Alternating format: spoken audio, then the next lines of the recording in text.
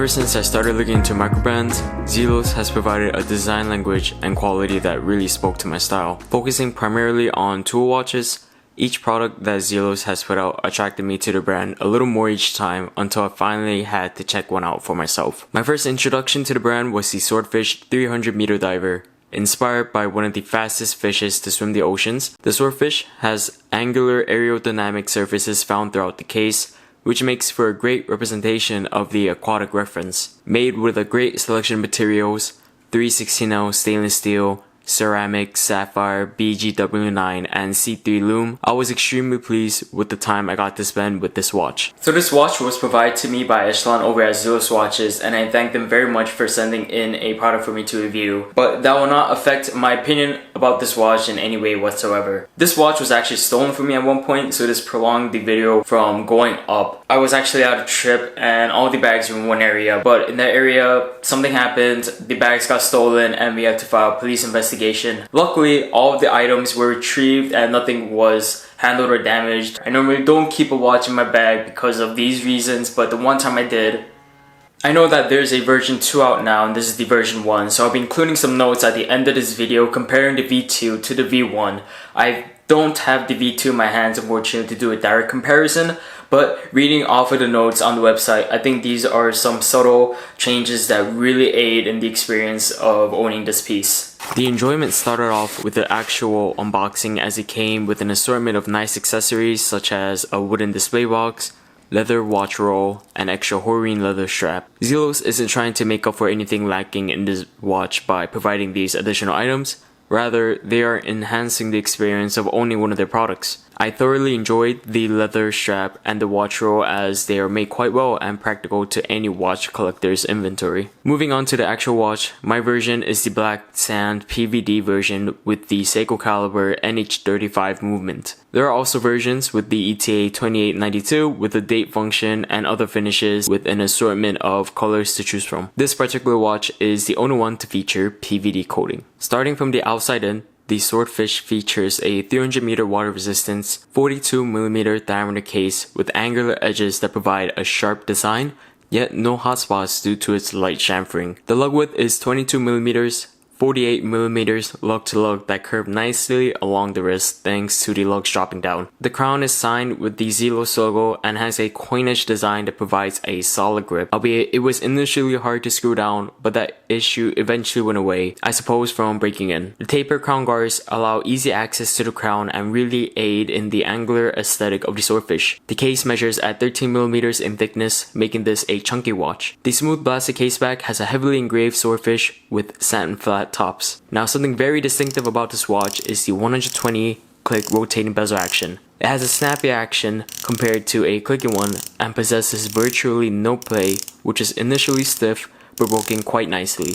There is a lume ceramic bezel insert with etched indices filled with C3 Luminova and a concentric satin finish on the ceramic itself. Looking along the circumference of the flat blue AR sapphire crystal, we see a fixed scallop bezel which is similar to the bezel design of the Omega Seamaster. The construction of the exterior was done extremely well with a great selection of materials that leaves little room for further improvement in my opinion. Moving to the inside, we have polished gold minute and hour hands that are easily distinguishable with a generous amount of C3 lume applied. The minute hand has a nice length as it barely touches the indices along the white border of the dial. The contrasting yellow seconds hand complements the gold accents throughout the watch and further distinguishes itself with an application of BGW9 lume on the syringe style tip. The no date dial provides a nice symmetry and depth to the design with this sandwich construction that is composed of a base layer of C3 lume. Lastly, we have black sand-like texture on the dial that provides a beautiful yet subtle gradient finish that is topped off with gold applied ZELOS logo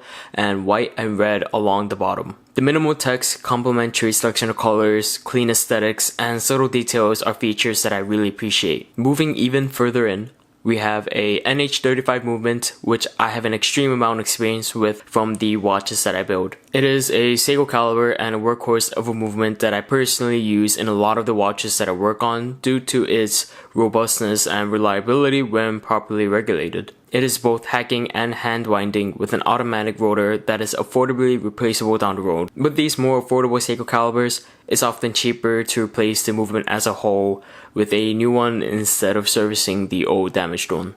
So let's start off with some bad notes that I have about this watch. Working with watches myself, I know the difficulty in keeping everything sterile is one of the most important things you have to keep aware of at all times. You know, keeping dust and lint off of your glass, on the dial, on the hands. That's surprisingly a lot more difficult than you would imagine. But when things are blatant, like you can see them without needing a loop, that's where I start to think that it is a fault and is something that should be seriously taken into consideration. Looking close at the white chaptering on the dial, I found a black particle. I'm not sure what it is, but it really stands out, especially because it's black on a white background. I have not taken this watch apart. This is how it came direct, and I could always take out the movement and clean it myself with a bit of Rocco. But the average person would not be willing to or know how to do this. Plus, disassembling the watch will compromise its water resistance, so getting it retested is more work than I would personally like to do. Another note would be a subjective criticism, but it has to do with the thickness of the watch. It's quite thick at 13mm and makes it top heavy. I definitely notice this watch on my wrist throughout the day. It's a lot heavier than most of the watches that I wear, and some people like being able to know that your watch is on the wrist. They like that wrist presence. But personally, I don't like this much. It's actually quite thick, and putting it on the leather strap does make it a little bit lighter because you're replacing leather in place of metal. But the watch is so top heavy that you will still be able to feel the weight and the momentum of the head on your wrist. But there are a ton of good notes that easily outweigh the bad notes I have with the Swordfish. Even though the case is chunky, it doesn't feel like a 42mm diver, which I suppose is due to the small diameter of the dial itself. It wears a lot more compact than expected, very much like the modern Rolex Submariner. I was surprised when I found out that the case was 42mm because it truly feels like a 40. 42 is usually enough for me to naturally put a watch to the side, never to see the light of day again, but I found myself gravitating this particular piece more than I had expected. A lot of details like the sand texture dial, a great selection of materials such as ceramic, sapphire, the selection of lume that they chose, you would normally find in a watch in the $500–600 range. However, these are all found in this $350 diver. I'm not a fan of black watches normally, and before this piece, I never thought I would ever enjoy wearing one. However, the ZELOS Swordfish allowed me to realize the appeal in all black watches. So the V2 has subtle changes compared to the V1, and the most substantial changes can be found on the bracelet itself. It now tapers from 22mm to 20, which allows more comfort and less bulk since the bracelet will be lighter. The edges of the bracelet have also been chamfered to reduce the sharp angles found on each link. The clasp has also been changed, where the V1 featured a large hunk of metal with a diver's extension, whereas the new one is much smaller, but unfortunately does not have a diver's extension. Now, there was an issue with the V2 clasp because it was manufactured too short for people to comfortably slide their hand through the watch when the bracelet was opened. Now, the bracelet was correctly sized for people's wrists, but the design of the clasp was just a little bit too short for people to comfortably slide their hand through. Echelon has taken a note of this issue, and he has mentioned on his website that everybody with this issue will be getting a complimentary clasp. So that's what I call great customer service. In terms of the dial, the chaptering has been reduced in width slightly, and the indices are no longer yellow, but black to aid in the visibility of the minute track. I don't mind the yellow. I actually think it goes with the design quite well, but I can definitely understand why it may be difficult to see since there are two bright colors on top of each other. And lastly, the second hand has been changed from yellow to gold, and the tip has a touch of red on it. But all in all, the wearing experience of the V2 and the V1 should genuinely be the same, if anything improved if you get the version 2. So the question is, would I have gone out to purchase this watch if I didn't have it?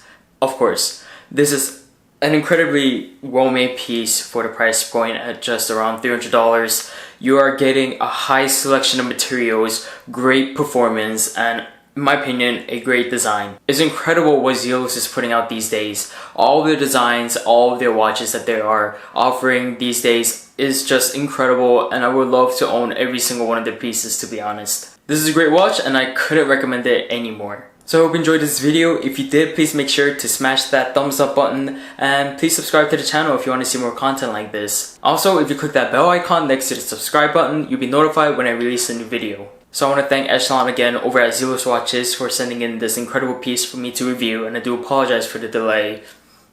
I had this thing stolen and it was really sad.